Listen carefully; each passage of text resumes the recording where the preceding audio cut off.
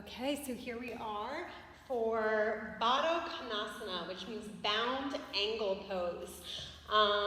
In Yoga Anatomy book for this posture is found on page 92 and 93. So bound angle, it's just about bringing the feet together. Also, a lot of times, I think this is one of the postures that more people are familiar with in Sanskrit. I mean, you can say, if you would prefer not to use any Sanskrit, soles of the feet together, knees open, Baddha Konasana. You also hear a lot of Supta Baddha Konasana. And Supta just translates to reclining.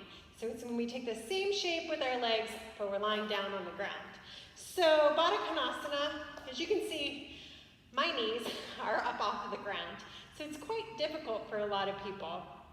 I would say one cue is as you bring your soles of the feet together, let the knees peel open. Start to build your awareness from the ground up in your spine. Draw the shoulders up and away.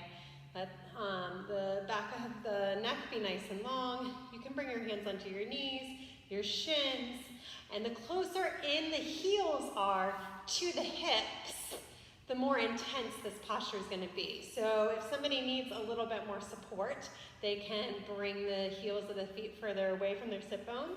Another option that you can support somebody is always, you can bring blocks underneath. So I have these. Actually, I'm going to slide forward just so you can see it a little more. And you're just placing these underneath of the knees.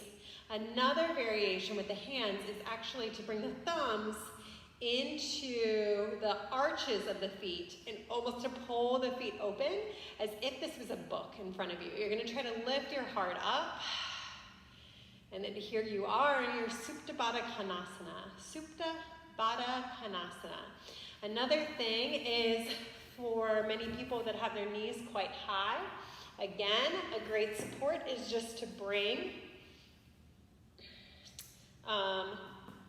the block underneath of the sit bones, and maybe to slide these out a little bit more, and then you can just have a little more sense of security here, and also a little bit more availability to breathe.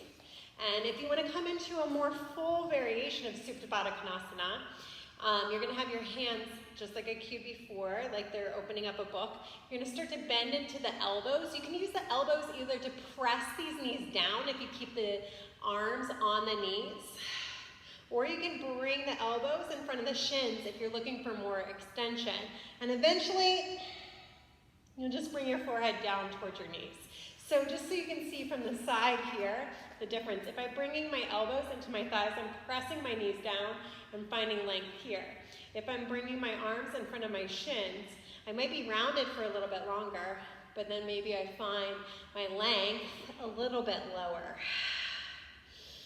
So these are all just different variations. And that you can see where the bound part happens as we start to take this fold here.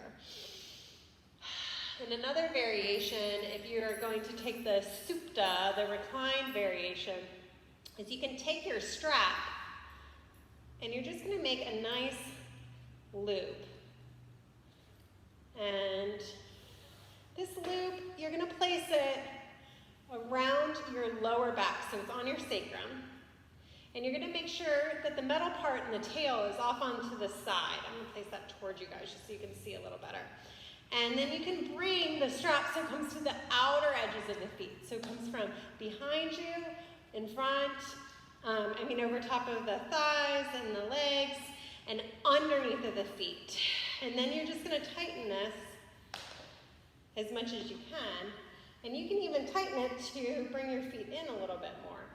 So I think this is sometimes just a nice variation to give people the sense that they can lean back just a little bit more and find a little bit more length. But it's really important that this metal part is not digging into any part of the body, especially the flesh. So you can use this variation for this and just starting to get people to open up here. Or if you're going to take the Supta, then it's also a nice variation to have this strap here. But of course, it's a little more timely, so I would use this for a little bit more of a gentle flow or even a restorative class. Okay, so This is Baddha Konasana, and it's page 92 and 93. Thanks, guys.